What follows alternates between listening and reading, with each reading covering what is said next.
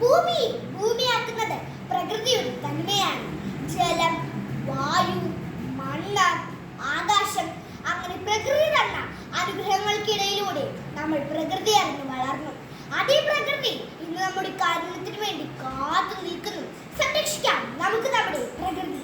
പ്രകൃതി ഇന്ന് വലിയ അപകടത്തിലായിരിക്കുന്നു. പ്ലാസ്റ്റിക് മാലിന്യങ്ങളും വനനശീകരണവും പ്രകൃതി തകർക്കുന്നു. ഗ്ലോബൽ വാർമിംഗ് അതിന്റെ ഏറ്റവും വലിയ ഉദാഹരണമാണ്. പ്രകൃതിയുടെ സംരക്ഷണം നാം എല്ലാവരും കൈകൊള്ളേണ്ട വലിയ ഉത്തരവാദിത്തമാണ്. നമ്മുടെ അനുഭവങ്ങൾ തന്നെ ഈ പ്രശ്നം ഇത്ര വലുതാണെന്ന് മനസ്സിലാക്കാൻ സഹായിക്കുന്നു. കാലം തെറ്റിയുള്ള മഴയും അന്തരീക്ഷത്തിൽ താപനില അധികമായി ഉയരുന്നതും നമുക്ക് അനുഭവിച്ചറിയാൻ കഴിയുന്നുണ്ട്. ശുദ്ധജലക്ഷാമം വർദ്ധിച്ചിരിക്കുന്നു. ഇതെല്ലാം നാം പ്രകൃതിയോട് കാണിച്ച ക്രൂരതയുടെ ഫലമാണ്. മരങ്ങൾ നട്ടും പ്ലാസ്റ്റിക് ഉപയോഗം കുറച്ചും വെള്ളം ആവശ്യത്തിന് മാത്രം ഉപയോഗിച്ചും വായുമാലിന്യം കുറച്ചും നമുക്ക് പ്രകൃതിയെ സംരക്ഷിക്കാവുന്നതാണ്. എന്തിനുമുപരി മാലിന്യങ്ങൾ പൊതുസ്ഥലത്ത് വലിച്ചെറിയുന്ന സംസ്കാരം ഇല്ലായ്മ ചെയ്യുകയാണ് വേണ്ടത്.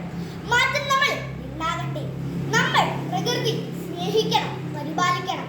പ്രകൃതിയെ സംരക്ഷിക്കുന്നത് നമുക്ക് വേണ്ടി മാത്രമല്ല, വരാനിരിക്കുന്ന തലമുറകൾക്ക് വേണ്ടിയും കൂടിയാണ്. നമ്മൾ പ്രകൃതിയിൽ നല്ല മാറ്റം വരുത്തിയാൽ ഭൂമിയും നമുക്ക് നല്ല ജീവിതം തരും. പരിസ്ഥിതി ദിനമായ ജൂൺ 5-ന് മരങ്ങൾ നട്ടുകണ്ട് മാത്രമാകരുത് നാം നമ്മുടെ പ്രകൃതി സ്നേഹം പ്രകടിപ്പിക്കേണ്ടത്. പ്രകൃതി സ്നേഹം എപ്പോഴും നമ്മുടെ മനസ്സിലുണ്ടാകണമെന്നും പ്രകൃതിക്കായി എല്ലാ ദിവസവും ചിലവിടണമെന്നും അതുവഴി സുന്ദരമായ ഒരു ജീവിതം പ്രതീക്ഷിച്ചുകൊണ്ടും ഞാൻ എൻ്റെ വാക്കുകൾ ഉപസംഹരിക്കുന്നു. നന്ദി.